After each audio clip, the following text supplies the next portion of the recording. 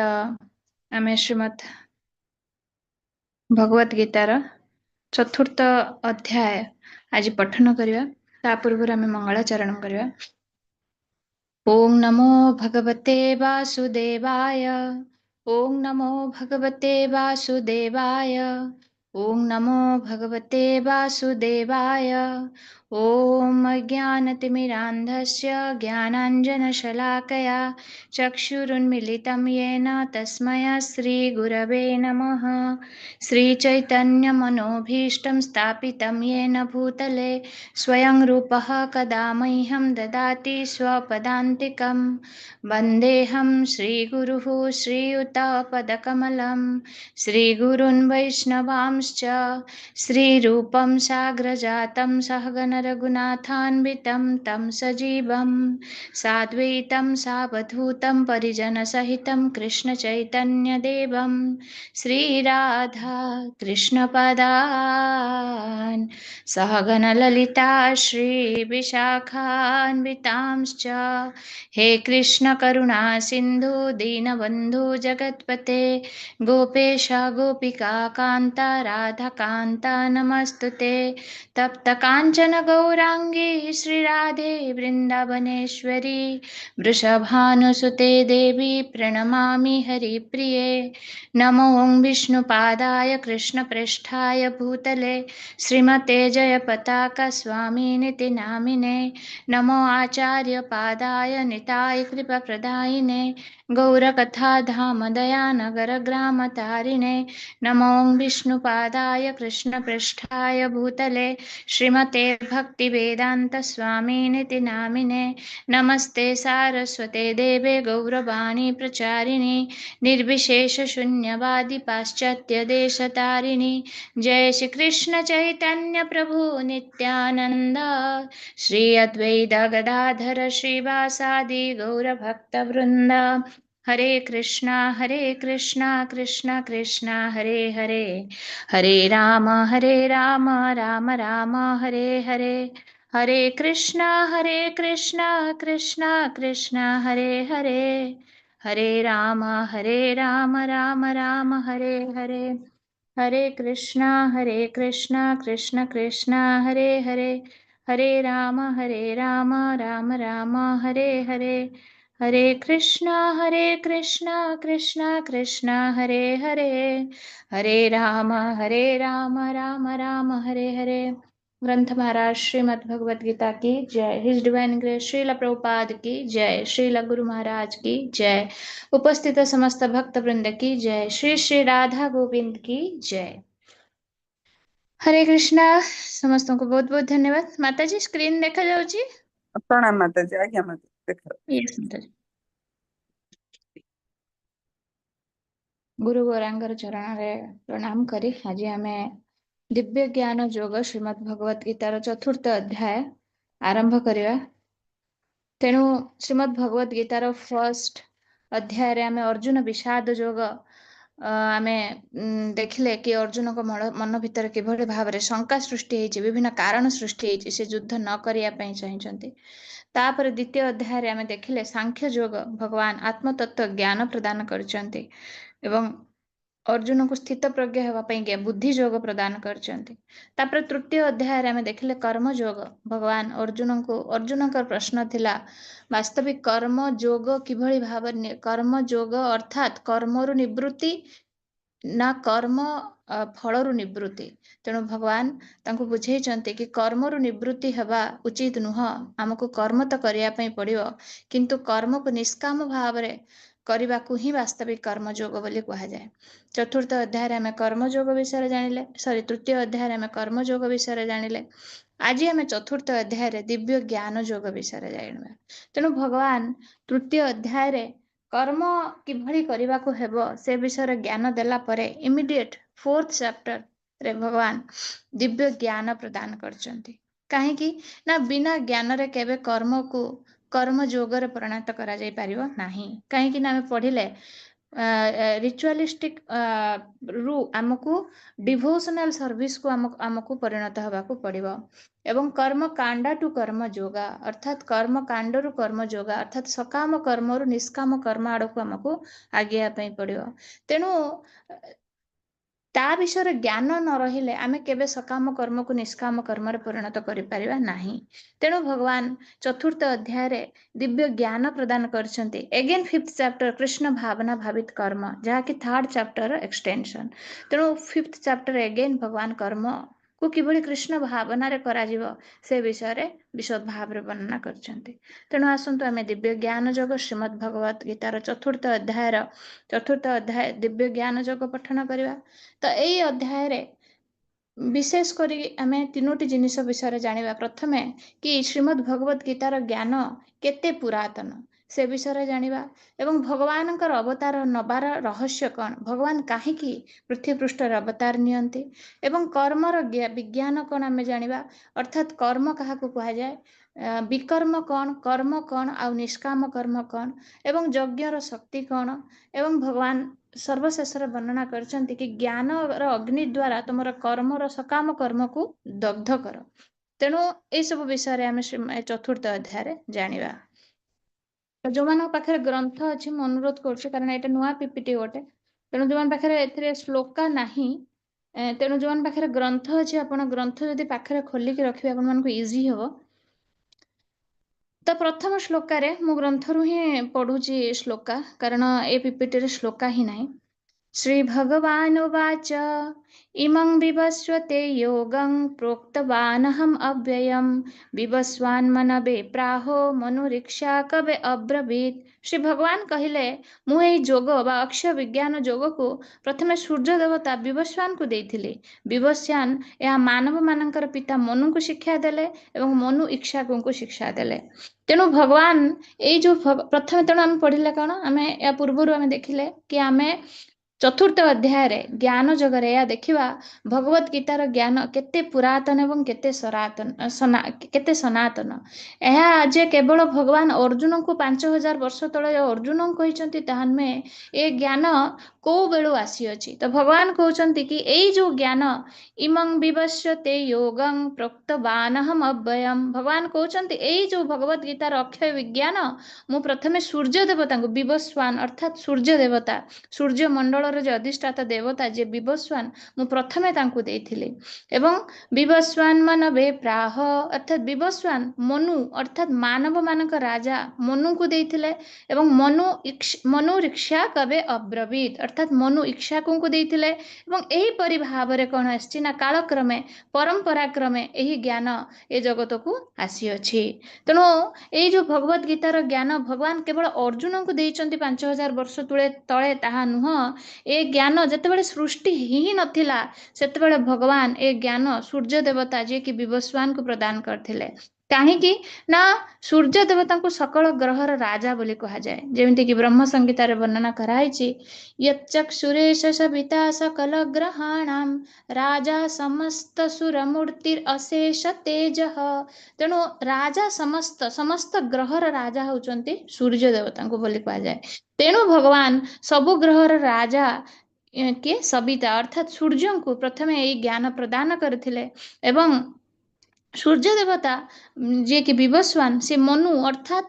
मानव मानकर पिता मनु जहाँ ठारू ए मानव समाज सृष्टि होती तेणु मनु को देइथिले एवं मनु ए ज्ञान को इक्षाकु वंश किए ना प्रभु रामचंद्र जदि आपण देखिबे ताले से इक्षाकु वंश आविर्भाव होइथिले तेणु इक्षाकु वंश इक्षाकु को देइथिले एवं इक्षाकु एही परि भाव कोन ना परंपरा क्रमे श्रीमद् भगवत गीतार ज्ञान ए समाज को आसी अछि काहे कि भगवान तो आमे देखिबा जे भगवान काहे कि जे तापर भगवान कहते कौन एवं परंपरा प्राप्तम इमं राजर्षयो विदुः सकाले नेह महता योग नष्ट परंतप श्लोक नंबर 2 भगवान वर्णना करछन्ति कि एही परि भाबरे एही परंपरा विज्ञान गुरु शिष्य परंपरा रु प्राप्त होइथिला एवं राजर्षि गण एहाकु जानिथिले किंतु कालक्रमे से परंपरा विखंडित होइगला एवं सेथि पई ए मौलिक विज्ञान नष्ट हैला बोली प्रतीत हुए तेणु भगवान एठी वर्णना एठी लेखा है देखो कालक्रम ही परंपरा छिन्न हैला एवं ज्ञान नष्ट हैला बोली प्रतीत हैला। अर्थात एई जो ज्ञान परंपरा क्रमे राजवंश रे पीढ़ी पर पीढ़ी एई चेन लाइक ए चेन एटा ए ज्ञानटा पास ही के आसुथला किंतु कौनसी एक पर्याय रे कोन हैला एहा आउ चाली हैला नाही एहा ई परंपरा छिन्न होई गला। तेणु ए भगवत गीतार ज्ञान जेते बेले समाज रे कमी गला सेते बेले समाज रे कोन हैला ना दुर्नीति बढ़ी चलला। तेणु भगवान पुणी थरे सेही ज्ञान को प्रदान करिया पई 5000 वर्ष तळे अर्जुन को सेही जो भगवत गीतार ज्ञान भगवान सूर्य देवता को देइथिले सेही ज्ञान को भगवान पुणी थरे अर्जुन को प्रदान करिसंती। तेणु भगवान कहउचंती तुमे मोर अर्जुन कहउचंती कि तुमे मोर भक्त एवं सखा। तेणु आज मु तुमको सेही पुरातन जोग कथा अर्थात जीवर भगवान सह थिबा संबंध विज्ञान कथा कहउची। तेणु भगवत गीता कौन स्वयं भगवान वर्णना करचंती कौन कि जीवात्मा और परमात्मा भितर संबंध ज्ञान कौन ताहा ही होची भगवत गीतार विज्ञान। तेणु से संबंध विज्ञान मु तुमको कहूची एवं भगवान काहे कि अर्जुन को ए ज्ञान प्रदान करछंती। भगवान चाहिथिले आउ कहा को मध्य दे पारथांते से युधिष्ठिर महाराज थिले पितामह भीष्म थिले आहुरी केते महारथी माने थिले केते शास्त्रज्ञ माने थिले आउ कहा को श्रीमद् भगवत गीतार ज्ञान दे पारथांते किंतु भगवान काहे कि अर्जुन को बाछिथिले। भगवान स्वयं वर्णना करचंती भक्तोसी में सखा चेती तुमे मोर भक्त एवं तुमे मोर सखा अट। एवं नवम अध्याय भगवान कहचंती कि तुमे मते केबे ईर्ष्या कर नाही तेणु मते केबे असूया भाव प्रदर्शन कर नाही। तेणु ए पुरातन दिव्य रहस्य जेहेतु तुमे मोर अति प्रिय भक्त एवं सखा तेणु अर्जुन का भीतर से पात्रता थिला जे कि श्रीमद् भगवत गीतार से ज्ञान को आहरण करि परिबे। तेणु भगवान से श्रीमद् भगवत गीतार ज्ञान अर्जुन को प्रदान करथिले। ओके तो बर्तमान आम श्लोक 4 रु 6 भितर आम देखा कि भगवान अवतार रहस्य कौन। भगवान जना पड़ती साधारण व्यक्ति भली भगवान मातृगर्भर जन्म हुंती किंतु भगवान आविर्भाव कहा जाए भगवान जन्म मृत्यु हुए नहीं। एक साधारण जीव प्रकृतिर गुण द्वारा बंधा है सी मातृगर्भरे जन्म हुए एवं तार एक निर्दिष्ट समय जेतिकी तार समय सेतिकी सरीगला परे सी तार कौन हुए पुणी मृत्यु हो जाए किंतु भगवानंकर ना जन्म हुए ना मृत्यु हुए कहीं ना भगवान कहते अज भगवान होचंती अज पीसन बयात्मा भगवान कहते सी होचंती अज अर्थात तांकर केबे जन्म हुए नहीं सी होचंती अजन्मा। तेणु भगवान कौन हुए ना आविर्भाव एवं तिरोभाव अर्थात भगवान कौन भगवान सबु समय अछंती किंतु प्रकट और अप्रकट अर्थात भगवान तांकर मौलिक रूप रे प्रकट हुंती पुणी तांकर कार्य सरीगले भगवान कौन हो जाती ना अप्रकट हो जाती। तेणु आम चतुर्थ रु षष्ठ श्लोक भितर आम देखा साधारण जीव और भगवान कृष्ण भितर पार्थक्य। भगवान ये वर्णना कराई कि साधारण जीव कर्म बंधन रे बांधी हुई जन्म ग्रहण करे अर्थात आमे जन्म हवा पई आमे आमर माता किए हेबे पिता किए हेबे ए आमे निर्दिष्ट करू नहीं। आमर कर्म अनुसार आमको एक मातृगर्भ मिले आमको पिता मिले एक परिवार मिले आमको आमर कर्म शरीर मिले तापाई आमको किसी निर्दिष्ट करिया को पड़े नहीं। किंतु भगवान कौन ना भगवान जन्म रहित बा अज बा अव्यय भगवान आम भली कर्म बंधन रे बांधी कि मातृगर्भरु जन्म हुंती नहीं। भगवान कहा गर्भरु जन्म हेबे कोठी जन्म हेबे किभली भाव रे जन्म हेबे कहा सहित लीला करिवे ताहा सब भगवान निर्दिष्ट करिकि भगवान आसंती। एवं साधारण जीव कौन ना निजर पूर्व जन्मर कथा सब भूली जाए किंतु भगवान तांकर पूर्व समस्त अवतार एवं घटना स्मरण थाए। आउ साधारण जीव मायार अधीन रे रहे किंतु भगवान निजे होचंती मायार अधिपति अर्थात माया होची भगवानंकर शक्ति निजर अंतरंगा शक्ति बल रे मूल दिव्य रूप रे भगवान अवतार हुंती।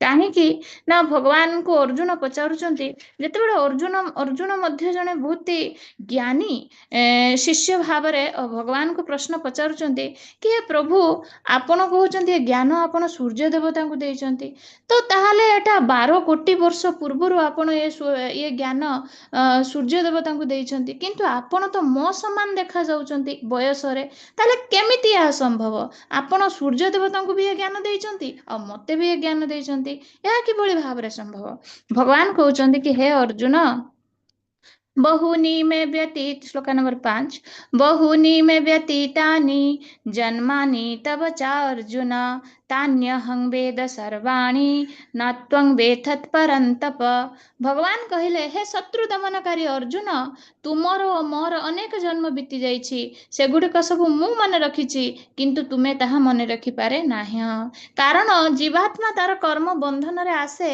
पुणी सीए कौन ना पुणी एक नूतन शरीर जो प्राप्त हुए तार पूर्व जीवन रे जहाँ भी किसी तार सब विस्मृति हो जाए किंतु भगवान कौन ना भगवान होचंती ये कर्म बंधन ऊर्ध्वरे भगवान स्वयं मायार अधिपति भगवान शक्ति होची ए माया बहिरंगा शक्ति होची माया शक्ति तेणु भगवान केबे बंधन रे आसंती नाही भगवान होचंती मुक्त सब भगवान होचंती सर्व कारणर कारणम तेणु भगवान कहउचंती मोर मध्य बहु अवतार माने बहु अवतार हेछि तमर मध्य बहु तमे मध्य बहु जोनि ग्रहण करिछ किंतु तमर किछि मने नाही मोर सब मने अछि तेणु 4 ରୁ 6 भितर आमे ए श्लोक देखले कि भगवान होचंती समस्तंकर सृष्टिर कर्ता एवं आमे माने होचंती कोन ना भगवान को सृष्टिर एक साधारण जीवात्मा तापरे श्लोक 6 परे भगवान वर्णना करछंती कि भगवानकर अवतार नेबार 3टी मूल कारण कोन कोन ना बहुत ही पॉपुलर श्लोक समस्ते जहाँ जानिथिबे कि यदा यदा हि धर्मस्य ग्लानिर्भवति भारत अभ्युत्थानं अधर्मस्य तदात्मानं सृजाम्यहम् तेणु कौन भगवान कौन वर्णना करचंती ना यदा यदा हि धर्मस्य अर्थात जेतेबेले हे भारत वंशज जेतेबेले धर्मर ग्लानि हुए एवं कौन अभ्युत्थानं अधर्मस्य जेतेबेले अधर्म बहुत बढ़ी जाए सेतेबेले कौन ना सेतेबेले मु अवतरण करे तेणु भगवान कौन कहते ना जेतेबेले धर्मर ग्लानि हुए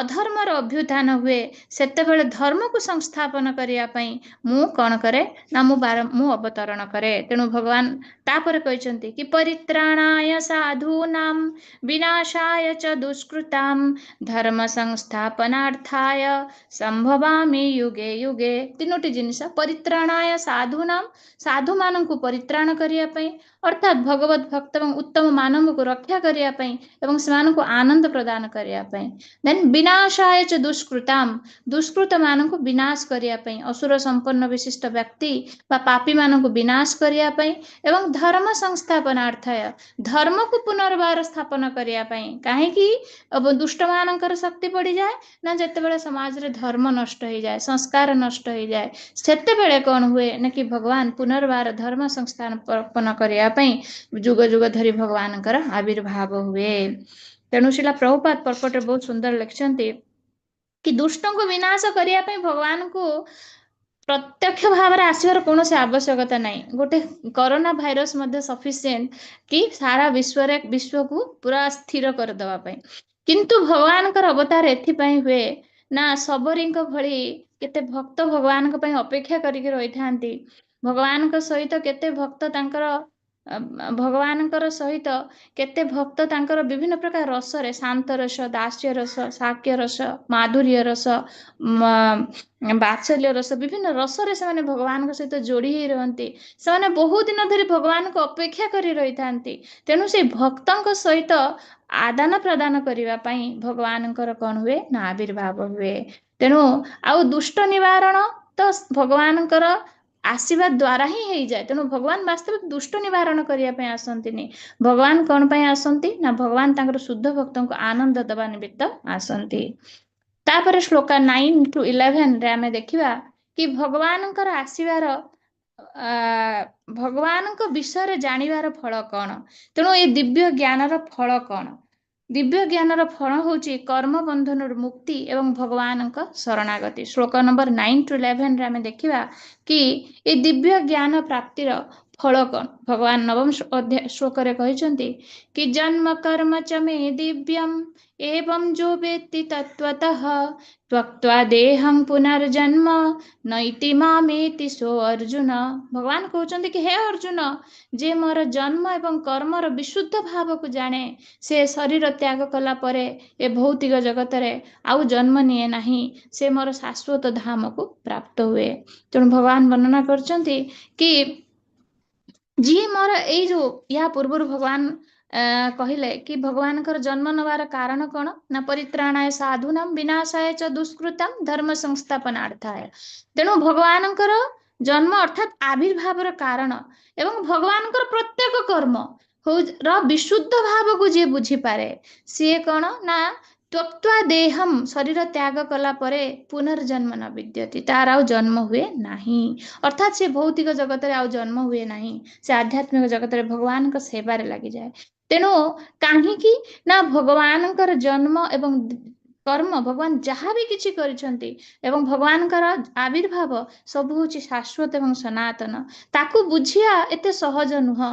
पुणी भगवान या परे कहिसंती कि बहुनी में कि एई भगवान शाश्वत तत्व को बुझिया पई हेले बहु जन्म जन्मर तपस्या आवश्यक, ताहा द्वारा ही भगवान जन्म कर्मर दिव्यता को आमे बुझी परिबा। एवं तापर भगवान वर्णना करचंती कि भगवान ज्ञान बाई शाश्वत ज्ञान भगवान दिव्य जन्म एवं कर्मर बा भगवान लीला गुण विषय जदि आमे जानिबा ताहले कौन हबो ना आम भीतर आसक्ति भय और क्रोध रु आमे मुक्त हबा। बीतराग भय क्रोध, राग भय एवं क्रोध रु आमे मुक्ति हेबा एवं श्रीकृष्णकर जन्म एवं कर्मर दिव्यता को आमे हृदयंगम करिबा। तेणु भगवानकर जदि जन्म एवं कर्मर जदि दिव्यता को आमे श्रवण करिबा बा तत्वर सहित बुझिबा ताले आम भीतर जो आसक्ति भय क्रोध, भय कहीं ना भगवान होचंती अभय। तेणु अभय चरणा बिंदर जेतेबेले आमे आश्रित हबा सेतेबेले आम भीतर जो भय ताहा कौन भय रु आमे मुक्त हेबा एवं क्रोध एवं आसक्ति ए जो रिपुरु जेतेबेले आमे मुक्त हेबा सेतेबेले आमे भगवानकर दिव्य कर्म आ जन्मर दिव्यता को आमे बुझी परिबा। एवं भगवान कहचंती त्यक्त्वा देह पुनर्जन्म नैति मामेति सो अर्जुन। से भली व्यक्ति शरीर त्याग कला परे ताकू जन्म नेबाकू पड़े नाही। तापर भगवान कहचंती श्लोक नंबर 11 रे कि जे जथा मां प्रपद्यन्ते तां तथैव भजाम्यहम् मम वर्त्मानुवर्तन्ते मनुष्यः पार्थ सर्वशः। भगवान वर्णना करचंती कि जे जथा मां प्रपद्यन्ते, भगवान कहचंती भगवान श्रीमद् भगवद गीता स्वयं कहचंती कि जी मते जो भली भावरे शरण रे आसीछि तां तथैव भजाम्यहम्, मु ताकू मध्य सेई भली भावरे रेसिप्रोकेट करे। भगवान कहचंती जे माने जे भली भावरे मो शरणागत हुंती मु सेमानकू सेई भली भावरे फल प्रदान करे।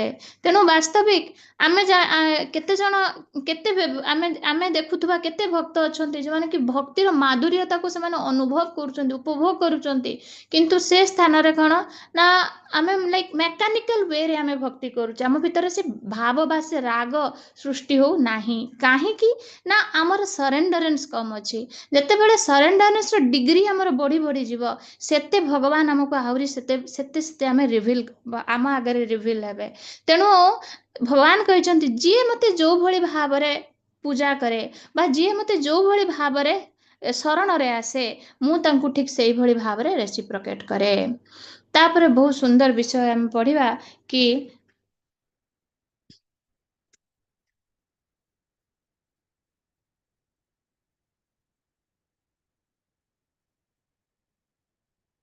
के तापर हम श्लोक नंबर 13 हमें पढ़िबा कि चारि वर्ण व्यवस्था विषय वर्णना कराहेछि। कौन ना चातुर्वर्ण्यं मया सृष्टं गुण कर्म विभागशः तस्य कर्तारमपि मां विद्या कर्तारम अव्ययम्। तेणु एटा बहुत सुंदर एक टॉपिक। बहु लोकंकर प्रश्न आसे कि ए जो वर्ण व्यवस्था वास्तविक ଏହାର କ'ଣ ଆବଶ୍ୟକତା ଅଛି? ଏଟା କାହିଁକି ସୃଷ୍ଟି କରାହେଇଥିଲା? ଭଗବାନ କହିଛନ୍ତି କି ତସ୍ୟ କର୍ତ୍ତାରଂ ଅପି ମାମ୍, ଅର୍ଥାତ୍ ମୋ ଦ୍ୱାରା ଏ 4 ପ୍ରକାର ବର୍ଣ୍ଣ ବ୍ୟବସ୍ଥା ସୃଷ୍ଟି ହେଇଛି। ତେଣୁ ବର୍ତ୍ତମାନ ପ୍ରଶ୍ନ ଆସୁଛି, ଭଗବାନ କାହିଁକି ଏ ବର୍ଣ୍ଣ ବ୍ୟବସ୍ଥା ସୃଷ୍ଟି କରିଛନ୍ତି ଯାହା ଫଳରେ କି ଆଜି ସମାଜରେ ଏତେ ବିଶୃଙ୍ଖଳା ସୃଷ୍ଟି ହେଉଛି? କିନ୍ତୁ ଭଗବାନ ଶାସ୍ତ୍ରରେ କ'ଣ କହିଛନ୍ତି ସେ ବିଷୟରେ ଆମକୁ ବୁଝିବା ଦରକାର। ଭଗବାନ କହିଛନ୍ତି କ'ଣ ନା ଚାତୁର୍ବର୍ଣ୍ଣ୍ୟଂ ମୟା ସୃଷ୍ଟଂ ଗୁଣ କର୍ମ ବିଭାଗ ସହ, ନୁହେଁ କି ଜନ୍ମ କର୍ମ ବିଭାଗ ସହ। ଭଗବାନ କହିଛନ୍ତି ଗୁଣ କର୍ମ ବିଭାଗ ସହ। ତେଣୁ ଗ୍ରନ୍ଥ ପଢିବା ଉଚିତ। କାହିଁକି ନା ଗ୍ରନ୍ଥ ଦ୍ୱାରା ଆମର ଅଜ୍ଞାନତା ଦୂର ହବ। ଭଗବାନ କହିଛନ୍ତି ଭୂତ ପ୍ରକୃତିର 3 ଗୁଣ ଏବଂ ସେ ଗୁଣ ଅନୁସାରେ କର୍ମ ଅନୁଯାୟୀ ମାନବ ସମାଜରେ ଥିବା 4 ବର୍ଣ୍ଣ ବିଭାଗ ମୋ ଦ୍ୱାରା ସୃଷ୍ଟି କରାଯାଇଛି। ଯଦିଓ ମୁଁ ଏ ବର୍ଣ୍ଣ ବିଭାଗର ସୃଷ୍ଟିକର୍ତ୍ତା, ତଥାପି ତୁମେ ଜାଣି ରଖିବା ଉଚିତ ଯେ ମୁଁ ଅବ୍ୟୟ ହୋଇଥିବା ଯୋଗୁଁ ମୁଁ ଅକର୍ତ୍ତା ଅଟେ। ଭଗବାନ ଏହା ବର୍ଣ୍ଣନା କରିଛନ୍ତି କି ଗୁଣ 3 ଗୁଣରେ ଯୁକ୍ତ ହୋଇ ମନୁଷ୍ୟ ଯେତେବେଳେ ଏ ଜଗତରେ ଆସେ ସେତେବେଳେ ତାର ଗୁଣ ଅନୁସାରେ ସିଏ ଯୋଉ ତାର କର୍ମ ଅନୁସାରେ ତାକୁ 4 ଭାଗରେ ବିଭକ୍ତ କରାଯାଏ। ଯେଭଳି କି ଯୋଉମାନେ ବ୍ରହ୍ମ ଜାନାତି ଇତି ବ୍ରାହ୍ମଣ, ବ୍ରହ୍ମ ଜ୍ଞାନରେ ଯୋଉମାନଙ୍କ ପାରଦର୍ଶିତା ଅଛି ସେମାନେ ହେଉଛନ୍ତି ବ୍ରାହ୍ମଣ। କ୍ଷତ୍ରିୟ ଅର୍ଥାତ୍ ଆମକୁ ଯିଏ ରକ୍ଷା କରନ୍ତି ସେମାନେ ହେଉଛନ୍ତି କ୍ଷତ୍ରିୟ। ବୈଶ୍ୟ ଯିଏ ସେମାନେ ହେଉଛନ୍ତି ବ୍ୟବସାୟୀ, ଏବଂ ଶୂଦ୍ର ଯିଏ ଏ 3 ଜାତିର ଯିଏ ସେବା କରନ୍ତି। ଓକେ, ତେଣୁ ଏହା କି 4 ପ୍ରକାର ବର୍ଣ୍ଣର ଆବଶ୍ୟକତା ଅଛି। ଯଦି ଖାଲି ସମସ୍ତେ ବ୍ରାହ୍ମଣ ହେଇଯିବେ ତାହେଲେ ସମାଜ ଚାଲିବ କେମିତି? ରକ୍ଷା କରିବା ପାଇଁ ମଧ୍ୟ ବ୍ୟକ୍ତି ଦରକାର, ବିଜନେସ୍ କରିବା ପାଇଁ ଲୋକ ଦରକାର, ଏବଂ ସେବା ଅର୍ଥାତ୍ ଆଜିକାଲି ଯୋଉ ସର୍ଭିସ୍ ଯୋଉମାନେ କରୁଛନ୍ତି। ତେଣୁ ଆଜିକାଲି 90% ସମସ୍ତେ ଶୂଦ୍ର ଭିତରେ, କାହିଁକି ନା ସମସ୍ତେ ସର୍ଭିସ୍ କରୁଛନ୍ତି, ଅନ୍ୟ ଜଣଙ୍କ ଅଣ୍ଡରରେ ସର୍ଭିସ୍ କରୁଛନ୍ତି। ତାହା ହେଉଛି ଶୂଦ୍ର ପ୍ରବୃତ୍ତିର କାର୍ଯ୍ୟ। ତେଣୁ ଅର୍ଥାତ୍ ଏହା ନୁହଁ କି କୋଣ ବ୍ରାହ୍ମଣ ଯେ ଜାତିରେ ବହୁ ଶ୍ରେଷ୍ଠ ଆଉ ଶୂଦ୍ର ହେଉଛନ୍ତି ଜାତିରେ ବହୁ ନିମ୍ନ, ନୁହେଁ। କର୍ମ ଅନୁସାରେ ସେମାନଙ୍କର ବିଭାଜନ କରାହେଇଛି। ତେଣୁ ଏହା ବର୍ଣ୍ଣନା କରାହେଇଛି ଏ ବିଭାଜନ ବ୍ୟକ୍ତିର ଗୁଣ କର୍ମ ଉପରେ ଆଧାରିତ, ଜନ୍ମ ଉପରେ ନୁହେଁ। ଏବଂ ଭଗବାନ କହିଛନ୍ତି କି ମୁଁ ଏହାର ସୃଷ୍ଟିକର୍ତ୍ତା ହେଲେ ମଧ୍ୟ ମୁଁ ଏସବୁରୁ ଅତୀତ, ଅର୍ଥାତ୍ ଭଗବାନଙ୍କୁ ଏ ଗୁଣ କର୍ମ ଲାଗେ ନାହିଁ। ଭଗବାନ ହେଉଛନ୍ତି ସୃଷ୍ଟିକର୍ତ୍ତା, ସର୍ବ କାରଣର କାରଣ, ଏବଂ ଭଗବାନ ହେଉଛନ୍ତି ଅକର୍ତ୍ତା। ତେଣୁ ଯେଭଳି କି ଆମ ଶରୀରର ପ୍ରତ୍ୟେକ ଅଙ୍ଗ ମିଶି ଯେତେବେଳେ ଆମ ଶରୀରକୁ ନରିଶ କରୁଛି ସେତେବେଳେ ଶରୀରଟା ଠିକ୍ ଭାବରେ ଚାଲୁଛି। କିନ୍ତୁ ଆମେ ଯଦି କହିବା ଆମ ହାର୍ଟ ଇଜ୍ ମୋର୍ ଇମ୍ପୋର୍ଟାଣ୍ଟ, ଆମର ଏ ଅର୍ଗାନଟା ବହୁତ ଲେସ୍ ଇମ୍ପୋର୍ଟାଣ୍ଟ, ନୁହେଁ। ସବୁ ଅର୍ଗାନର କିଛି କିଛି ଭାଇଟାଲ ରୋଲ୍ସ ଅଛି, ଏବଂ ପ୍ରତ୍ୟେକ ଅର୍ଗାନ ଯେତେବେଳେ ମିଶିକି ଗୋଟେ ଅର୍ଗାନ ସିଷ୍ଟମ ତିଆରି କରୁଛି ସେତେବେଳେ ଏ ଶରୀରଟା ଚାଲୁଛି। ତ ଠିକ୍ ସେଇଭଳି ଭାବରେ ସମାଜରେ ଏକ ସନ୍ତୁଳିତ ଉପାୟରେ ସମାଜ ଚାଲିବା ପାଇଁ ହେଲେ 4 ପ୍ରକାର ବର୍ଣ୍ଣ ବ୍ୟବସ୍ଥାର ଆବଶ୍ୟକତା ଅଛି। ତେଣୁ କେହି ଯେ ବହୁ ଶ୍ରେଷ୍ଠ, କେହି ଯେ ବହୁ ନିମ୍ନ ସେମିତି ନୁହଁ। କିନ୍ତୁ ଧୀରେ ଧୀରେ ଏଇ ବର୍ଣ୍ଣ ବ୍ୟବସ୍ଥାକୁ ବ୍ୟକ୍ତି ଅଜ୍ଞାନତାରେ ସେମାନେ କ'ଣ ନା ଜନ୍ମ ଅନୁସାରେ ତାକୁ ବିଭାଜନ କରି, ଅର୍ଥାତ୍ ବ୍ରାହ୍ମଣର ପୁଅ ବ୍ରାହ୍ମଣ, ତାକୁ ବ୍ରହ୍ମଜ୍ଞାନ ଜଣା ନଥାଉ, ସିଏ ମେ ବି ଅନ୍ୟ କାହା ଅଣ୍ଡରରେ ଜବ୍ କରୁଥାଉ, ସିଏ ତାଙ୍କୁ ଶାସ୍ତ୍ର ଜ୍ଞାନ କିଛି ଜଣା ନଥାଉ, ତାଙ୍କର କୌଣସି ଶୁଦ୍ଧି ନଥାଉ, କିନ୍ତୁ ସିଏ କ'ଣ ନା ତାଙ୍କୁ ବ୍ରାହ୍ମଣ ବୋଲି କୁହାଯାଉଛି। କିନ୍ତୁ ବାସ୍ତବିକ ଭଗବାନ କହିଛନ୍ତି ଗୁଣ କର୍ମ ବିଭାଗ ସହ। ତେଣୁ ଗୁଣ ଏବଂ କର୍ମ ଅନୁସାରେ ଏ 4 ପ୍ରକାର ବର୍ଣ୍ଣ ବ୍ୟବସ୍ଥା ସୃଷ୍ଟି ହେଇଛି। ଓକେ, ତାପରେ ଭଗବାନ କହିଛନ୍ତି କି ନ ମାଂ କର୍ମାଣି ଲିମ୍ପନ୍ତି ନ ମେ କର୍ମ ଫଲେ ସ୍ପୃହା ଇତି ମାଂ ଯୋଭିଜାନାତି କର୍ମ ଭିନ୍ନ ସ ବିଦ୍ୟତେ।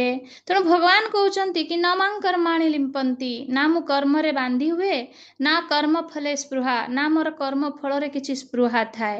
ଏଇଭଳି ଭାବରେ ଯିଏ ମତେ ଜାଣେ ସିଏ ବି ମଧ୍ୟ କର୍ମ ଫଳରେ ବାନ୍ଧି ହୁଏ ନାହିଁ। ତେଣୁ ଭକ୍ତମାନେ ନିଷ୍କାମ କର୍ମ କରନ୍ତି। କାହିଁକି ନା ଭଗବାନ କେବେ ନା କର୍ମରେ ବାନ୍ଧି ହୁଅନ୍ତି, ନା କର୍ମ ଫଳରେ ତାଙ୍କର ସ୍ପୃହା ଥାଏ। ତେଣୁ ଏଇ କର୍ମର ଫଳକୁ ଆଶା ରଖିବା ହିଁ ବାସ୍ତବିକ ବନ୍ଧନର କାରଣ।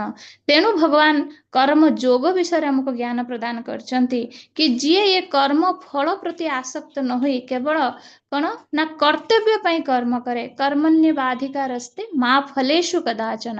କର୍ମ କରିବାର ତମର ଅଧିକାର ଅଛି, ଫଳ ଭୋଗ କରିବା, ଫଳ ଇଚ୍ଛା କରିବାର ତମର କୌଣସି ଅଧିକାର ନାହିଁ।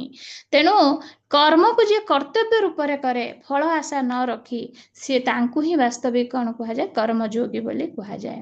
ତେଣୁ ବର୍ତ୍ତମାନ ଆମେ ପଢିବା କର୍ମର ଜଟିଳ ଗତି। ତ ଭଗବାନ କହିଛନ୍ତି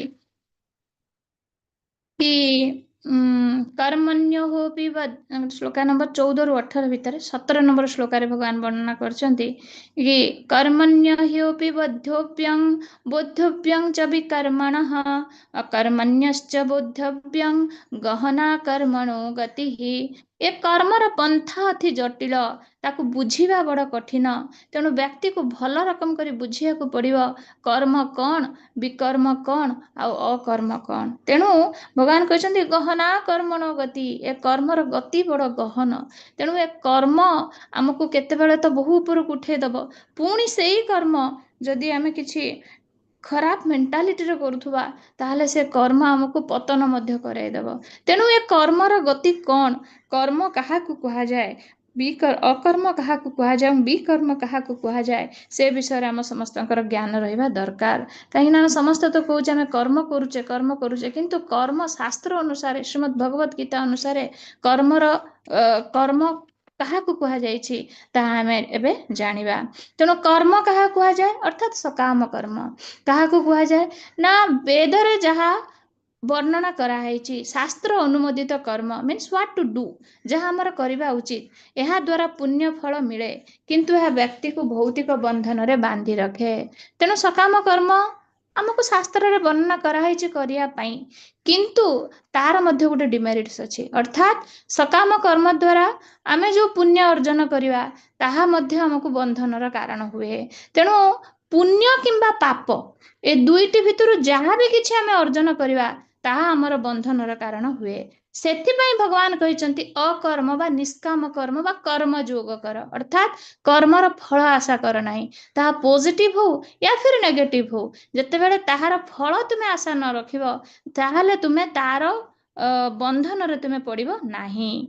ତେଣୁ କର୍ମ ହେଉଛି କ'ଣ ନା ଶାସ୍ତ୍ର ଅନୁମୋଦିତ କର୍ମ, ଆଉ ବିକର୍ମ କ'ଣ, ଯାହା ଶାସ୍ତ୍ର ବିରୋଧୀ, ଅର୍ଥାତ୍ ଶାସ୍ତ୍ର ଯାହାକୁ ଅନୁମୋଦନ କରେ ନାହିଁ। ଯେଭଳି କି meat eating, gambling, illicit sex, okay, intoxication, ଏସବୁ ଜିନିଷ ହେଉଛି ବିକର୍ମ। ତେଣୁ ଏସବୁ କର୍ମକୁ ତ୍ୟାଗ କରିବା ଉଚିତ। କାହିଁକି ନା ଏହାର ଫଳ ହେଉଛି ନେଗେଟିଭ, ଏହା ଦ୍ୱାରା ପାପ ମିଳେ ଏବଂ ଅଧୋଗତି ହୁଏ। ତେଣୁ ଏହା ଶାସ୍ତ୍ର ବିରୋଧୀ କର୍ମ ବା ଏହାକୁ ନିଷିଦ୍ଧ କର୍ମ ବୋଲି କୁହାଯାଏ। ତେଣୁ ଏ ପ୍ରକାର କର୍ମ କରିବା ବର୍ଜନୀୟ। ସକାମ କର୍ମ କରିବା ଯଦିଓ ଉଚିତ, କିନ୍ତୁ ତାହା ମଧ୍ୟ ବନ୍ଧନ ସୃଷ୍ଟି କରେ। ତେଣୁ କୋଉ କର୍ମ କରିବା ଉଚିତ ନା କୃଷ୍ଣ ଭାବନାମୃତରେ କରାଯାଇଥିବା ନିଷ୍କାମ କର୍ମ, ଅର୍ଥାତ୍ ଭଗବାନଙ୍କୁ ସମର୍ପିତ କରି ଯୋଉ କର୍ମ କରାଯାଏ ସେ କର୍ମର କୌଣସି ଭୌତିକ ପ୍ରତିକ୍ରିୟା ନଥାଏ। କାହିଁକି ନା ସେ କର୍ମ ଭଗବାନଙ୍କୁ ସମର୍ପିତ କରାଯାଇଥାଏ। ତେଣୁ ତାହା ଏ ବ୍ୟକ୍ତିକୁ କର୍ମ ବନ୍ଧନରୁ ମୁକ୍ତି କରେ। ତେଣୁ ବର୍ତ୍ତମାନ ପ୍ରଶ୍ନ ଆସିବ କି ସମସ୍ତେ ତ ମନ୍ଦିରରେ ସେବା କରୁନାହାନ୍ତି, ତାହେଲେ ସମସ୍ତେ କେମିତି ତାଙ୍କ କର୍ମକୁ ଅକର୍ମ କରେ? ଲାଇକ୍ କିଏ ଇଞ୍ଜିନିୟର, କିଏ ଡକ୍ଟର, କିଏ ଟିଚର, କିଏ ଲେବର, ତ ଏଇଭଳି ବିଭିନ୍ନ ଶ୍ରେଣୀରେ ବିଭିନ୍ନ ପ୍ରକାର ଲୋକ କାର୍ଯ୍ୟ କରନ୍ତି। ତାହେଲେ ଆମେ ସେ କର୍ମକୁ କିଭଳି ଅକର୍ମରେ ପରିଣତ କରିପାରିବା? ଯେତେବେଳେ ଆମେ ଆମର ପ୍ରେସ୍କ୍ରାଇବ୍ଡ ଡ୍ୟୁଟିକୁ ଭଗବାନଙ୍କର ଦ୍ୱାରା ପ୍ରଦତ୍ତ କର୍ମ ବୋଲି ଭାବି ତାହା ଉପରେ ତାହାର ଭଲ ହେଲେ ବି ଅଲ୍ ବ୍ଲେସିଂସ୍ ବୋଲି ଭାବି ଏବଂ ତାହା ଖରାପ ହେଲେ ମଧ୍ୟ ଭଗବାନଙ୍କର ଆଶୀର୍ବାଦ ବୋଲି ଭାବି ତାହାକୁ ଆମେ ଗ୍ରହଣ କରିବା ଏବଂ ତାହାର ଫଳ ଆଶା ନ ରଖି ଆମେ ଯଦି କର୍ମ କରିବା ସେ କର୍ମ ମଧ୍ୟ ଭଗବାନଙ୍କ ପାଇଁ ସମର୍ପିତ। ତେଣୁ ଭଗବାନ ଏହା କହିନାହାନ୍ତି କି କେବଳ ଭଗବାନଙ୍କ ପାଇଁ କାର୍ଯ୍ୟ କର। ଭଗବାନ ଏହା କହିଛନ୍ତି ୟତ୍ କରୋଷି ୟଦଶ୍ନାସି ୟଚ୍ଚୁହୋଷି ତଦାସି ୟତ୍ ତପସ୍ୟସି କୌନ୍ତେୟ ତତ୍ କୁରୁଷ୍ୱ ମତ୍ ଅର୍ପଣମ୍, ତାହା ମୋତେ ଅର୍ପଣ କର। ତେଣୁ ଭଗବାନ ଏହା କହିନାହାନ୍ତି କି କେବଳ ଭଗବତ କର୍ମ କର, କେବଳ ତମେ ମନ୍ଦିରରେ ସେବା କର, ବିଗ୍ରହ ସେବା କର, ଭଗବାନଙ୍କର କାର୍ଯ୍ୟ କର। ନୋ, ଭଗବାନ ସେୟା କହିନାହାନ୍ତି। ଭଗବାନ ଅର୍ଜୁନଙ୍କୁ ଭଗବତ ଗୀତାରେ କହିଛନ୍ତି ଯୁଦ୍ଧ କର, କିନ୍ତୁ ଭଗବାନ ତା ପୂର୍ବରୁ କ'ଣ କହିଛନ୍ତି ନା ମାମ୍ ଅନୁସ୍ମର ଯୁଦ୍ଧଚ, ମୋତେ ସ୍ମରଣ କରି ଯୁଦ୍ଧ କର। କାହିଁକି ନା ଯେତେବେଳେ ଭଗବତ ସ୍ମରଣରେ ରହି ତମେ କୌଣସି କାର୍ଯ୍ୟ କରିବ ସେ କର୍ମ କେବେ ତମର ସକାମ କର୍ମ ହବ ନାହିଁ, ବା ତୁମେ ତାହା ଉପରେ ତମର କର୍ମର ବନ୍ଧନ ତୁମ ଉପରେ ଲାଗୁ ହେବ ନାହିଁ। ତେଣୁ ଶାସ୍ତ୍ର ଅନୁମୋଦିତ କର୍ମ, ବିକର୍ମ ଏବଂ ଅକର୍ମ ଉପରେ ଆମର ଜ୍ଞାନ ରହିବା ବହୁତ ଆବଶ୍ୟକ। ତାପରେ ଶ୍ରୀମଦ୍ ଭଗବତ ଗୀତାର 19 to 24 ଶ୍ଲୋକା ଭିତରେ ବର୍ଣ୍ଣନା କରାଯାଇଛି ଯେ ଜ୍ଞାନୀ ବ୍ୟକ୍ତିର ଲକ୍ଷଣ କ'ଣ। कि जी वास्तविक भगवत ज्ञान जहाँ पाखरे अच्छी सी कौन ना समस्त कर्म एवं उपकरण को से परम ब्रह्म भगवान बोली देखती एवं सबु किछि तांकु ही अर्पण करती। जेतेबेले जड़े व्यक्ति ईशावास्यम इदम सर्वम ए जगतर सबु किछि भगवान ठारु सृष्टि एवं जहाँ भी किछि नेम एंड फेम व्हाटएवर जहाँ भी किछि हमको सबु किछि भगवान का आशीर्वाद हमको प्राप्त होइछि बोली जेतेबेले जड़े भावती बा सबु किछि भितर भगवान को दर्शन करती से ही वास्तविक ज्ञानी एवं से भली व्यक्ति कौन ना द्वंद्वातीत अर्थात सफलता और विफलता उभय परिस्थिति से माने समान और स्थिर रुहंती। बहुत डिफिकल्ट नेगेटिव सिचुएशन में स्थिर रहा बहुत डिफिकल्ट किंतु शास्त्र भगवत गीता आमको यह शिक्षा दौची जे कि पॉजिटिव जमीती कि सफलता को तो आम बहुत सुंदर भाव में ग्रहण करिने किंतु विफलता को आमको ग्रहण करने को बहुत कष्ट हुए किंतु श्रीमद् भगवत गीता आमको शिक्षा दौची कि दुई प्रकार परिस्थिति रे केबे ना अधिक हर्षित हब ना केबे अधिक दुखित हब दुई प्रकार परिस्थिति रे समभावापन्न रहिबो द्वंद्वरु अतीत रहिबो से प्रकार व्यक्ति वास्तविक होउचंती ज्ञानी। तापरे भगवान बना काम संकल्प वर्जित कर्म फल प्रति आसक्ति न थाए तांकर समस्त कर्म ज्ञान अग्नि द्वारा दग्ध हो जाई थाए। तेणु वास्तविक जो माने ज्ञानी से माने मु एते परिश्रम करथिली मते काहे कि फल मिलेला नाही एभली भाव से माने कौन ओके गोटे मोमेंट रे थिंकिंग आसीबो बट तापरे कि सी अल्टरनेटिव वे रे ता लाइफ रे आगे जीवन नुहे कि से पॉइंट रे रही जीवो कि से किछि नेगेटिव कार्य करिवो किंबा सी निजको स्पॉइल कर दबो नहीं सी कौन करे सी कौन करिवो ना पुनी थरे आ गोटे अल्टरनेटिव नै कि सी पुनी थरे आगे जीवो। तेनो से प्रकार व्यक्ति कौन ना जहार कर्म ज्ञान अग्नि द्वारा दग्ध हो जाइछि वास्तविक सी होछि कौन ना ज्ञानी एवं जदृच्छा लाभ संतुष्ट निजे आपे जहाँ मिलला सेथिरे से संतुष्ट रुए अर्थात सबु जगह निज स्ट्रेटेजी सेट करवा उचित नुह जोठी जहाँ मिलला सेथिरे ताहा सेथिरे हमें संतुष्ट रहिबा उचित। यह होछि वास्तविक ज्ञान मिश्रित कर्म अर्थात ज्ञान द्वारा कर्म करिबा। ताहापर श्लोका नंबर 25 रु 28 भितर वर्णना कराई कि विभिन्न प्रकार साधकंकर पथ भिन्न या नुहे कि समस्ते भक्ति जोगर मार्ग हेबे सेतिपई तो भगवत गीता रे विभिन्न प्रकार योग विषय वर्णना कराई किंतु शिला प्रभुपादंकर कृपा जे कि सबु योग को से भक्ति योग सहित को रिलेट करचंदे अर्थात कर्म को मध्य जदि भक्ति मिश्रित कर्म करिवा ताहले ही ताहा कर्म हेबो। ज्ञान मध्य जदि केवल शास्त्र ज्ञान ताहा हम भितर अहंकार सृष्टि करिवो कि मते एते शास्त्र जणा अछि मते एते किछि जणा अछि किंतु ताहा भक्ति मिश्रित जदि हेइ जीवो जेभଳି गोटे गछरे बहुत आंब हेले आंबटा गछटा जेभଳି नई पड़े तो ठीक से भଳି कोनोसी भी जिनिस रे जदि कर्मर जदि आम भितरे गरिमा आसीजिवो ताहले आम भितरे प्राउडनेस आसीजिवो जदि ज्ञानर गरिमा आसीजिवो आम भितरे अहंकार आसीजिवो किंतु जदि सबुरे आम भक्ति को मिश्र करदवा अर्थात कर्म मिश्रित भक्ति ज्ञान मिश्रित भक्ति योग मिश्रित भक्ति जदि सबुरे आम भक्ति मिश्र करदवा ताहले कौन हबो ना से व्यक्ति भितर शरणागति आपना छाय आसीजिवो ता भितर अहंकार आसीबो नाही से प्रत्येक जिनिस भितर भगवान को दर्शन करिवो तेनु ता भितर कौन तेणु ताहा कौन हो ना भक्ति जोगरे परिणत हो। तेणु यह वर्णना कराई किंतु विभिन्न प्रकार साधक भिन्न भिन्न साधक अच्छा जो कि वर्णना कराई कि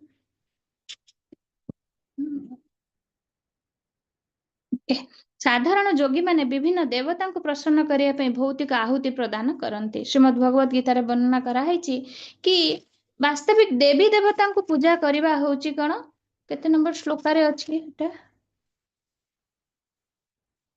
अध्याय अच्छे कि नहीं ओके पर देखिया कि देवी देवता को पूजा करवा आमे जो प्रणाली रे पूजा करछला अविधि पूर्वक के जने जदी कहि परिवे केते नंबर श्लोक रे अछि म एबे खोजि पाने एक्चुअली तो अर्थात स्वयं भगवान को भीतर सबु देवी देवता अछंती तेणु भगवान को 25 नंबर श्लोक रे अछि तैपैवा परे यज्ञ योगी न पूजिपासते ब्रह्मा ज्ञान परे यज्ञ यज्ञ न एव उपजीवति सेटा नो नो नो अविधि पूर्वक लास्ट पे अछि प्राण निधि माता जी कहि परिवे 9.21 और 23 माता जी 9 चैप्टर 9 रे अछि चैप्टर 9 ने अछि ओके 21 और 23 देखम ओके ओके ओके माताजी तो आम से डिस्कसन करवा आज आम डिस्कसन आज चतुर्थ अध्याय अनुसार यह वर्णना कराई साधारण जोगी माने विभिन्न देवता को प्रसन्न करने भौतिक आहुति प्रदान करती तो केते जन देवता को प्रसन्न करने यज्ञ करती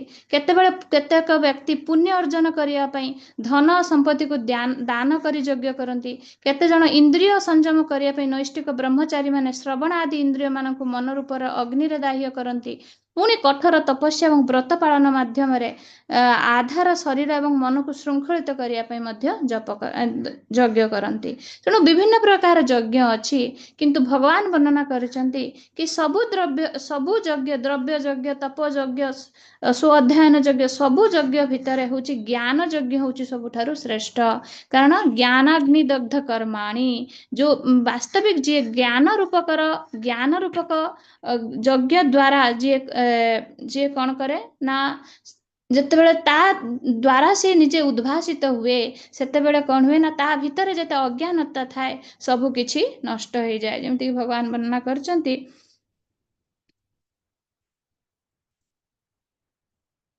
हाँ द्रव्य यज्ञ अपेक्षा ज्ञान यज्ञ उन्नतितर अटे समस्त यज्ञ कर्म दिव्य ज्ञान रे समाप्त हुए तेणु भगवान कहते कि विभिन्न प्रकार यज्ञ अच्छी किंतु सबु यज्ञ ठारू ज्ञान यज्ञ होची सबुठारू श्रेष्ठतर यज्ञ ये वर्णना कराई कि जो वास्तविक आमे जो अष्टांग योग या परे आमे 7th 8th चैप्टर आमे पढ़िबा अष्टांग योग कहा को कहा जाए तो अष्टांग योग आमे जो केवल योग आमे करूचु ताहा होची कोन ना केवल शारीरिक योग किंतु जदि आमे पूर्ण भाव रे अष्टांग योगर लिम्स को देखिबा तले यम नियम प्राणायाम प्रत्याहार ध्यान धारणा समाधि सबु किछि होची अष्टांग योगर होची समन्वय तेणु जेतेबेले आमे ए सबु को पालन करि परिबा सेतेबेले ही आमे अष्टांग योग रो पद्धति को आमे पालन करि परिबा केवल जदि आमे केतक व्यायाम करिबा ताहाले ताहा होची केवल शारीरिक ताहा होची शारीरिक लेवल ले काम करिवो किंतु जेतेबेले ध्यान धारणा एवं हमर इंद्रिय को नियम द्वारा इंद्रिय को नियंत्रण करिबा सेतेबेले ही पूर्ण योग रो आमे आनंद को प्राप्त करि परिबा तेणु सबु यज्ञ भितर श्रेष्ठ यज्ञ क्या वर्णना कराई ना ज्ञान यज्ञ द्रव्यमय यज्ञ अपेक्षा ज्ञान यज्ञ अधिक श्रेष्ठ होते समस्त यज्ञ एवं कर्म केवल दिव्य ज्ञान रे ही परिसमाप्ति हुए कहीं ना जेते भी द्रव्य यज्ञ करे तार एक सीमा अच्छी किंतु ज्ञान यज्ञ रे केबे सीमा नहीं जेते आमे ज्ञान आहरण करबा सेते कोन हुए ना से ज्ञान बढ़े सेथिपई भगवत ज्ञान जेते आमे आहरण करबा सेते आमे भगवान का रहस्य को अधिक रु अधिक बुझी एवं आमे भगवानकर से असीम दिव्यता को आमे बुझी परिबा एवं सेथिपई ज्ञान यज्ञ को सबुठारु श्रेष्ठ यज्ञ बोली बुझा जाईछि यज्ञ बिना व्यक्ति संसार रे सुखी होई परिबो नाही जेमि कि काली आमे पढिथिले यज्ञार्थात कर्मणो अन्यत्र लोकयम कर्म बंधन तेणु यज्ञ पुरुष विष्णु को खुशी करिया पे आमे हमर प्रत्येक कर्म को यज्ञ रूप रे करबा उचित अर्थात से कर्म निजर इंद्रिय को सैटिस्फाई करिया पे न करी से जतेबेले आमे भगवान को संतुष्ट करिया पे कर्म करबा अर्थात कोन केमिति जने टीचर बा जने स्टूडेंट किभଳି भाबरे सी तार कर्म को यज्ञ रे परिणत करि परिबो ना जतेबेले जने शिक्षक तांकर पूर्ण श्रद्धा एवं पूर्ण सच्चोटतार सहित निजर सी कर्तव्य पालन करुथुबे एवं शिक्षा प्रदान करुथुबे एवं सेथिरु से समाज रे किछि सेवा करिया पई चाहुथुबे एवं जने स्टूडेंट मध्य गुरु का पाखरे पूर्ण रूप रे श्रद्धा सहित सी शिक्षा को अर्जन करुथुबो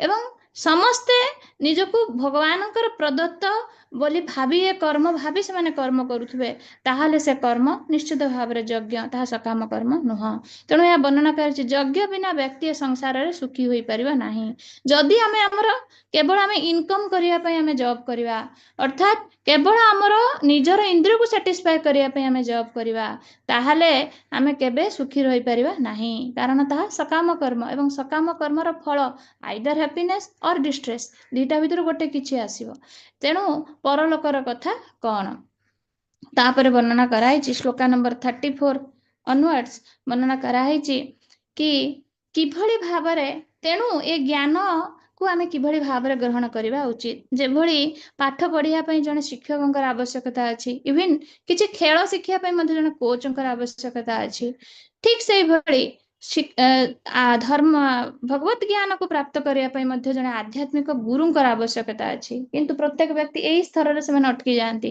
कि गुरुଙ୍କର आवश्यकता कोन अछि भगवान सहित तुम सीधा सड़क संपर्क सेठी गुरु कौन करिवे किंतु वास्तविक गुरु कृपा बिना केबे कृष्ण भगवान भक्ति को प्राप्त आमे करि परिबा नाही तेणु सद्गुरुଙ୍କର शरणागति कारण गुरु होउचंती से डंगा जे कि भवसागर हमको पारी करे देबे सी होउचंती से माध्यम जे कि जीवात्मा और परमात्मा भीतर संपर्क को स्थापन करेबे सी होउचंती से माध्यम जे कि आम भीतर थिबा अज्ञानता को उन्मूलन करी हमको ज्ञान रो आलोक प्रदान करिवे जहा द्वारा कि आमे भगवत प्राप्ति करि परिबा तेणु गुरुଙ୍କର आमे जने उपयुक्त प्रामाणिक गुरुଙ୍କ पाखକୁ आमे जिबा उचित एवं किभଳି भाबरे तांको पाखरु ज्ञान को प्राप्त करिबा उचित ना तद्विद्धि प्रणिपातेन परिप्रश्नेन सेवया उपदेक्ष्यन्ति ते ज्ञानम ज्ञानेन तत्वदर्शिनः जने उपयुक्त गुरुଙ୍କ जाई तत्व ज्ञान को शिक्षा करबा को चेष्टा कर तांकर सेवा कर तांको एवं बिना सहकारे तांको प्रश्न करी तांको ज्ञान लाभ कर तत्वदर्शी ज्ञानी तुमको ज्ञान प्रदान करि परिवे कारण से तत्वदर्शी अटंती तेणु कौन वर्णना करना प्रणिपातेन परिप्रश्नेन सेवया तीनोटी जिनिस गुरुଙ୍କ पाखरे किभଳି गुरु और शिष्यर संपर्क हवा उचित ता भगवत गीता हमको सिखौछि आजिकाली तो आमे गुरु शिष्य भितर किसी संपर्क ही नहीं समस्त निजको सांग बोली भावुचंती किंतु गुरु शिष्य भितर संपर्क केमिति हवा दरकार ना प्रणिपातेन अहंकार त्याग करी गुरुଙ୍କ निकटर संपूर्ण समर्पण करिबा मन गढ़ा कथा छाड़ी शास्त्रर नियम मानिबा परिप्रश्नेन विनम्रतार सहित खाली नुहे विनम्रतार सहित आध्यात्मिक उन्नति पे सठिक प्रश्न करिबा एवं तद्बुद्धि प्रणिपातेन परिप्रश्न सेवया निष्काम भावरे सद्गुरुଙ୍କର दासानुदास होई सेवा करिबा जेतबळे तीनोटी गुण हम भितर डेवलप करि परिबा तत्वदर्शी काहेकि ना जने प्रामाणिक गुरु से माने कोन ज्ञानी ना तत्वदर्शी ना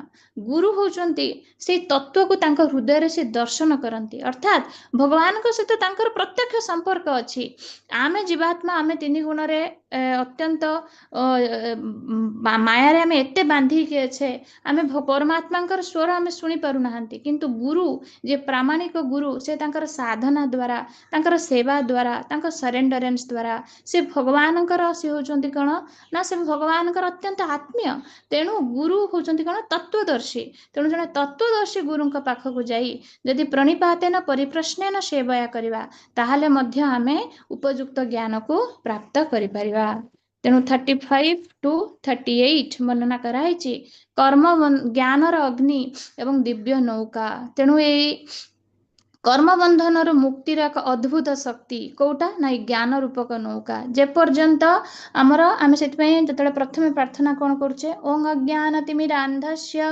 ज्ञानांजन शलाकया ज्ञान रूपक आलोक प्रदान करिवे किए प्रदान करछन्ति ना गुरु अज्ञान रूपक तिमिर अंधकार को दूर करी जे ज्ञान रूपक आलोक प्रदान करती तेणु जदि कहीं पापी मानक मध्य महापापी होता है तथापि यही दिव्य ज्ञान रूपक नौका साहाय्य से दुख अविद्या सागर को सहजरे पार हो पारिबो सेतिपई या वर्णना कराई कि जदिओ जने बहु पापी होता है किंतु से जदि उपयुक्त एक गुरुଙ୍କ शरण को आसी जाए ताले से गुरुଙ୍କର कृपारु ता भीतर ज्ञान रूपक आलोक जत उद्भासित हब सेतेबेले मध्य सी ये अविद्या रूपक सागर को सी पार हो पारिबो प्रज्वलित अग्नि जपरी काठ को भस्म कर दिए से परी ज्ञान रूपक अग्नि समस्त भल मंदर कर्मर प्रतिक्रिया को तुरंत नष्ट कर दिए सेथिपई कौन ना सेथिपई उपयुक्त गुरुଙ୍କର निकट को जाई आमे दिव्य ज्ञान को आहरण करबा उचित तेणु 39 to 38 या कौन श्रद्धावान लभते ज्ञानं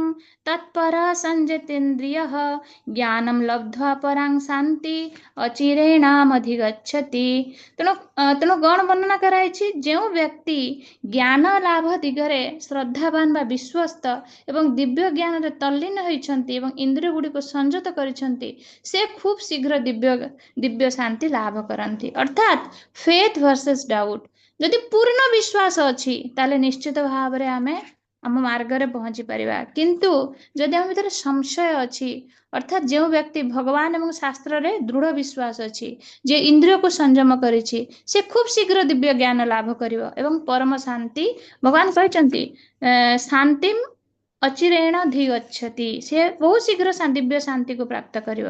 କିନ୍ତୁ ଯିଏ ଅଜ୍ଞାନୀ ଅର୍ଥାତ୍ ସଂଶୟ ଆତ୍ମା, ଯାହା ଭିତରେ ବହୁତ ଦ୍ୱନ୍ଦ୍ୱ ଅଛି, ସେ ବିନାଶ ଆଡ଼କୁ ଗତି କରେ ଏବଂ ସେ କେବେ ଇହଲୋକରେ ସୁଖ ପାଏ ନାହିଁ କି ପରଲୋକରେ ମଧ୍ୟ ସୁଖ ପାଏ ନାହିଁ।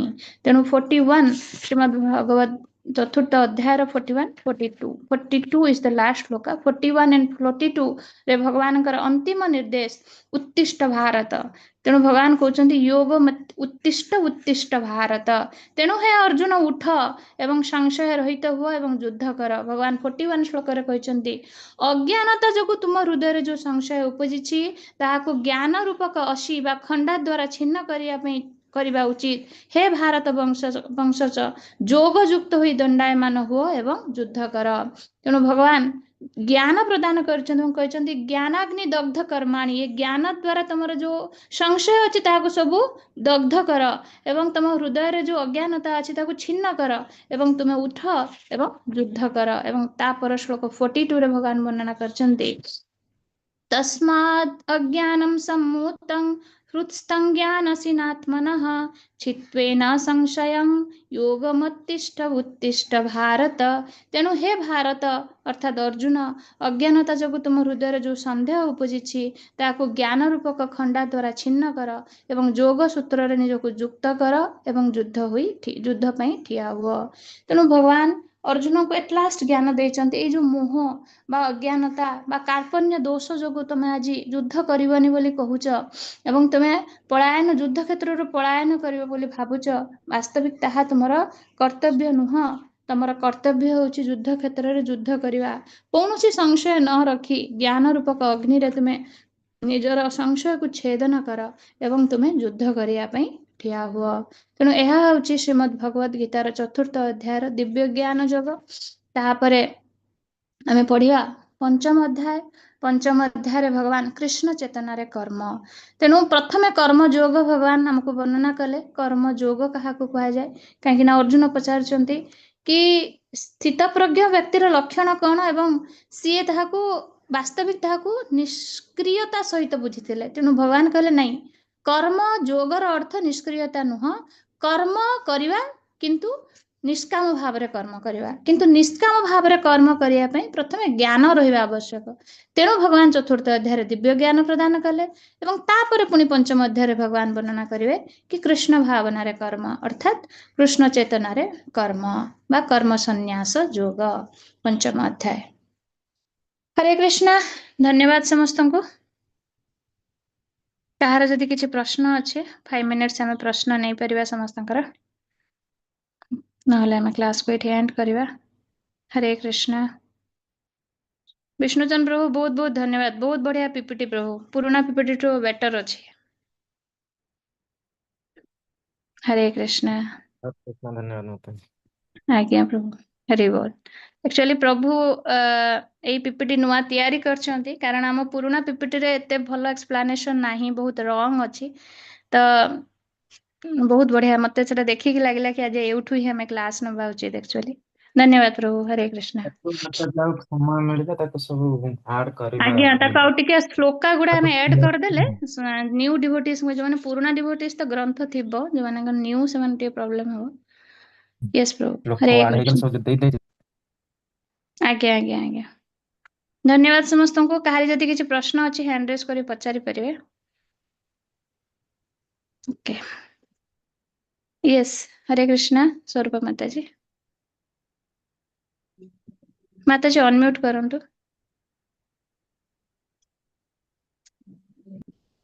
ହରେ କୃଷ୍ଣ। ହରେ କୃଷ୍ଣ। ଆକ୍ଚୁଆଲି ଯେତେବେଳେ ସେ ଫାର୍ଷ୍ଟ ଯେତେବେଳେ କହିଲେ ନା କି ଭଗବାନ ଆଗରୁ ଏ ଭାଗବତ ଏଇ ଯୋଉ ଜ୍ଞାନଟା ଦେଇ ଦେଇଥିଲେ ଅଲରେଡି ସୂର୍ଯ୍ୟ ଦେବତାଙ୍କୁ, ତାପରେ ମାନବକୁ, ହଁ ତାପରେ ହଁ ତ ଆକ୍ଚୁଆଲି ସେ କୃଷ୍ଣ ସେଠି କହୁଛନ୍ତି ନା କି ମୁଁ ଅଲରେଡି ଏଟା ମୁଁ ତମକୁ କହିଦେଇଛି କିନ୍ତୁ ମୋର ମନେ ଅଛି କିନ୍ତୁ ତମେ ଭୁଲି ଯାଇଛ। ତ ତା ଅର୍ଥ କଣ, ଏଇ ଯୋଉ ଯୁଦ୍ଧ, ଏଇ ମହାଭାରତ କି ଏଇ କଥା ସବୁ ରିପିଟେଡଲି ହଉଛି କି ହେଇଛି ନା ଏଟା ସେଥିପାଇଁ ଭଗବାନ ଏଇ କଥା କହିଲେ କି ନାହିଁ ତମର ମନେ ନାହିଁ ମୋର ମନେ ଅଛି ତ ଏଟା ନାଇଁ ନାଇଁ, that means ଭଗବାନ ତ ଭଗବତ ଗୀତାରେ ଯୁଦ୍ଧ ବିଷୟରେ କିଛି କହିନାହାନ୍ତି। ନାଇଁ ଯୁଦ୍ଧ ବିଷୟରେ ନାହିଁ ଏଇ ଯୋଉ ପ୍ରପର ଏଇ ଯୋଉ ଏଇ ଜ୍ଞାନଟା ଯୋଉ ଦଉଛନ୍ତି ଭଗବତ ଗୀତାର ଜ୍ଞାନ, ଯୋଉ କର୍ମ ହଁ ଯୋଗ ହଁ କର, ଜ୍ଞାନ କର୍ମ ଯୋଗ ଯୋଗ ଏଇ ଯୋଉ କର। ଜ୍ଞାନଟା ହଁ ଏଇ ହଁ ଜ୍ଞାନଟା ତ ଏଟା ଆଗରୁ ବି ଭଗବାନ କୁ ମାନେ ଅର୍ଜୁନକୁ ନିଶ୍ଚିତ ଭାବରେ କହିଥିବେ ତ ଏଟା ଅଲରେଡି ଆଜ୍ଞା ଏଟା ଆଜ୍ଞା, ଏଇଟା ହେଇସାରିଛି ପ୍ରତି ସେଇଟା କଳ୍ପ ପ୍ରତି ଯୁଗରେ ହଉଛି ଆକ୍ଚୁଆଲି, ଏଇଟା ନୁହେଁ କି ଏଇଟା ହିଁ ଏବେ ଚାଲିଛି, ପ୍ରତି କଳ୍ପରେ ହଉଛି ମାତାଜୀ ନା। ହଁ ହଁ ହଁ ହଁ ହଁ ସେଇଟା ମୁଁ ତ ଜାଣିଛି ସେଥିପାଇଁ ମାନେ ଆଜ୍ଞା ଆଜ୍ଞା ସେଇଟା ଏଟା ହଉଛି ତ ଏଟା ଫେର ଆଉଥରେ ଏଟା ମାନେ ଏଇଟା ବି 5000 ବର୍ଷ ପୂର୍ବରୁ ଯୋଉଟା ହେଇଛି ଏଟା ଆଗରୁ ବି ହେଇ ଚାଲିଛି ମାନେ ଆଗରୁ ହଁ ବି ଏଟା ହଁ ହେଇଛି ହଁ ହଁ ହଁ ହଁ, ଏଇଟା ତ ଆମ ବିଷ୍ଣୁଜନ ପ୍ରଭାବରେ ବହୁତ ବଢିଆ ବୁଝେଇ ପାରିବେ। ହରେ କୃଷ୍ଣ ପ୍ରଭୁ, ପ୍ରଭୁ ବହୁତ ସିନିୟର ଡିଭୋଟି ଆକ୍ଚୁଆଲି, ପ୍ରଭୁ ବଢିଆ ବୁଝେଇ ପାରିବେ। ୟେସ୍ हरे कृष्ण माता ପ୍ରଭୁ, ପ୍ରଣାମ ପ୍ରଭୁ। ଆଜ୍ଞା ମାତାଜୀ ଆପଣ ଯୋଉଟା କହିଲେ ସେଇଟା ହିଁ ଠିକ। ପ୍ରତି କଳ୍ପ ଯେମିତି ଆସେ, ଯେମିତି ଆମର ଯୁଗ ଆସିଯାଏ ନା, ଦ୍ୱାପର ଯୁଗ ଯେମିତି ଆସେ, ହୁଁ ପ୍ରତି କଳ୍ପ ରିପିଟ ହୁଏ ନା, ଗୋଟେ ଥର ଯେମିତି କି ଆମର କଳି, ତାପରେ ଯେମିତି ଦ୍ୱାପର, ଦେଖ ତାପରେ ବାସ୍ ଯେମିତି ଏଇ ସମୟ ଆସିବ ଯେମିତି ପ୍ରତ୍ୟେକ କଳ୍ପରେ ସେମିତି ବ୍ୟାସ ଆସନ୍ତି, ପ୍ରତ୍ୟେକ କଳ୍ପରେ ବି ମଧ୍ୟ ଭଗବାନ କୃଷ୍ଣ ଆସନ୍ତି। ପ୍ରତ୍ୟେକ ଯେମିତି ଯେମିତି ଯୁଗ ଦ୍ୱାପର ଯୁଗ ଆସିଲା ସେଇ କଳ୍ପର ଭଗବାନ ବି ଆସନ୍ତି, କୃଷ୍ଣ ବି ଆସନ୍ତି। ସେମିତି ଏଠି ଭଗବାନ ଯେମିତି କୃଷ୍ଣ ଆସିଲେ, ସେମିତି ପ୍ରତ୍ୟେକ କଳ୍ପରେ ଯୋଉ ଭଗବାନ ବର୍ତ୍ତମାନ ଏଇ କଳି ଯୁଗରେ ବା ଦ୍ୱାପର ଯୁଗରେ ଯେମିତି ଆସିଛନ୍ତି, ସେଇ ଭଗବାନ ହିଁ ଆସନ୍ତିନି। ଆଉ ଯୋଉମାନେ ସମସ୍ତେ ରହିଲେ ଇଏ ସବୁ ହିଁ ସେମିତି କିଏ କେମିତି ଆସନ୍ତି, କିନ୍ତୁ ଭଗବାନ ବିଷ୍ଣୁ ହିଁ ସବୁ ଜାଗା ଅବତାର ହେଇକି ଆସନ୍ତି। କିନ୍ତୁ ଗୋଟିଏ ଯେମିତି 28 ଆମେ ଯେମିତି ଭାଗବତମରେ ପଢିଥିଲେ, 28ଟା ଯେମିତି ଆମର ଆସିଯିବ ଦ୍ୱାପର, ଭଗବାନ କୃଷ୍ଣ ହିଁ ଆସିବେ। ତେଣୁ ଭଗବାନ ବିଷ୍ଣୁ ହିଁ କୃଷ୍ଣ ହେଇକି ସବୁତକ ପୁରା ଦେଇଛନ୍ତି। ଯେତେ ବର୍ତ୍ତମାନ ଆମେ ଦେଖିବା ସବୁ ମହାଭାରତର ଯୋଉ ଆମର ଏଇ ଯୋଉ ଗୀତା ଯେମିତି ବାସ୍ ସେମିତି ହିଁ ସବୁ ଯାକ ଦେଇଛନ୍ତି ଜ୍ଞାନ। କିନ୍ତୁ ଆମେ ହଉଛୁ ସୌଭାଗ୍ୟବାନ ଯୋଉଟା ଭଗବାନ ସ୍ଵୟଂ କୃଷ୍ଣ ଯେତେବେଳେ ଗୋଲକ ବୃନ୍ଦାବନରୁ ଆସିକି ଏଇ ଅର୍ଜୁନକୁ ଯୋଉଟା ଦେଇଛନ୍ତି, ଏଇଟା ହିଁ ଏଇ କଳ୍ପର 7 ମନ୍ୱନ୍ତର, ବୈବସ୍ୱତ ମନ୍ୱନ୍ତର ଏବଂ ଏଇଟା ବର୍ତ୍ତମାନ ଯୋଉଟା ଚାଲିଛି ବର୍ତ୍ତମାନ ବରାହ କଳ୍ପ, ଶ୍ଵେତ ବରାହ କଳ୍ପ ଚାଲିଛି। ସେମିତି ସେଇଭଳି ଭାବରେ ଭଗବାନ ଅର୍ଜୁନ କଣ କରିଛନ୍ତି, ତାଙ୍କୁ ସମ୍ପୂର୍ଣ୍ଣ ଭାଗରେ ଦେଇଛନ୍ତି ଗୀତା ଜ୍ଞାନ। ଯେମିତି ଏଇଥର ମଧ୍ୟ ଭଗବାନ ଚୈତନ୍ୟ ମହାପ୍ରଭୁ ବି ଆସିବେ। ତେଣୁ ଯେତେବେଳେ ଭଗବାନ କୃଷ୍ଣ ଆସିବେ, ସେମିତି ସେଇ କଳ୍ପରେ ସେଇ ଦ୍ୱାପରର ପରବର୍ତ୍ତୀ ଯୁଗରେ କଳି ଯୁଗରେ ଭଗବାନ ଚୈତନ୍ୟ ମହାପ୍ରଭୁ ମଧ୍ୟ ଆସିବେ। ତେଣୁ ଏଇଟା ସବୁବେଳେ ହିଁ ରିପିଟ ହିଁ ଚାଲିଛି। ଏବଂ ଏମିତି ଗୋଟିଏ ବ୍ରହ୍ମାଣ୍ଡ ନାହିଁ, ଯେମିତି ଭଗବାନଙ୍କର ଅସଂଖ୍ୟ ବ୍ରହ୍ମାଣ୍ଡ ଯେମିତି ସୃଷ୍ଟି ହେଇଛି, ଯେମିତି ଲୋମକୂପରେ ପ୍ରତ୍ୟେକ ସମୟରେ ବି ମଧ୍ୟ ଏମିତି ଅଲଗା ଅଲଗା ଅଲଗା ଅଲଗା ଜାଗାରେ ବି ପ୍ରତ୍ୟେକ ବ୍ରହ୍ମାଣ୍ଡରେ ବି ମଧ୍ୟ ବର୍ତ୍ତମାନ ଏଇ ଘଟଣା ମାନ ବି ଘଟି ଚାଲିଛି। ଆହୁରି ବି ମଧ୍ୟ ବହୁତ କଥା ଯଦି ଅଛନ୍ତି, ତେଣୁ ଅଲଗା ଅଲଗା ବ୍ରହ୍ମାଣ୍ଡରେ ମଧ୍ୟ ଆମେ ଭଗବାନଙ୍କର ଆହୁରି ମଧ୍ୟ ଯେମିତି ବର୍ତ୍ତମାନ ଯେମିତି ଲୀଳା ଦେଖୁଛନ୍ତି, ସେମିତି ମଧ୍ୟ ଆହୁରି ମଧ୍ୟ ବିଭିନ୍ନ ପ୍ରକାରର ଲୀଳା ମଧ୍ୟ ଆପଣ ଦେଖିପାରିବେ। ତେଣୁ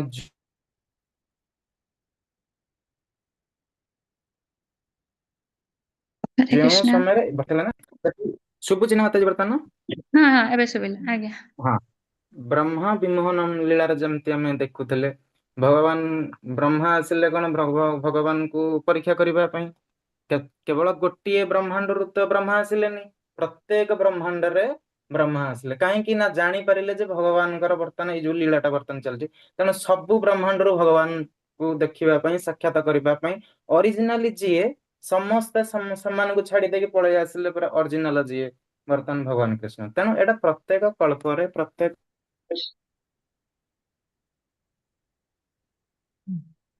ଆଜ୍ଞା ପ୍ରଭୁ, ଆପଣଙ୍କ ସାଉଣ୍ଡ ମନ୍ୱନ୍ତରରେ ଡିଷ୍ଟର୍ବାନ୍ସ ପ୍ରତ୍ୟେକ ହଉଛି। ଏଇଟା ଯେମିତି ସାଉଣ୍ଡ ଭିତରେ ଇଉଥିବ। ଆଜ୍ଞା ଆଜ୍ଞା ଆଜ୍ଞା ଆଜ୍ଞା ପ୍ରଭୁ, ବହୁତ ବହୁତ ଧନ୍ୟବାଦ ପ୍ରଭୁ। ଆଉ ଶୁଣା ଯାଉନି। ଆଜି ହରେ ଯେମିତି ଏଇଭଳି ଭାବରେ ଠିକ ଅଛି। ଯଦି ମତେ ଭଲରେ ଶୁଭୁ ନହେଲେ ଆଉ କେତେବେଳେ ନହେଲେ କହିବି, ଯେତେବେଳେ କ୍ଲାସ ମୋର ଆଜ୍ଞା ଆଜ୍ଞା ନହେଲେ ଆଜ୍ଞା ହବ। ଆଜ୍ଞା କିନ୍ତୁ ଏମିତି ହିଁ ଆଜ୍ଞା ପ୍ରତ୍ୟେକ କଳ୍ପ ମନ୍ୱନ୍ତରରେ ଏମିତି ହିଁ ସବୁ ହେଇଥାଏ। ଠିକ ଅଛି ଆଜ୍ଞା ମାତାଜୀ। ଆଜ୍ଞା ଆଜ୍ଞା, ଧନ୍ୟବାଦ ପ୍ରଭୁ। ହରେ କୃଷ୍ଣ। ଓକେ, ଆଉ କାହାର କିଛି ପ୍ରଶ୍ନ ଅଛି? ଯଦି କାହାର କିଛି ପ୍ରଶ୍ନ ନାହିଁ,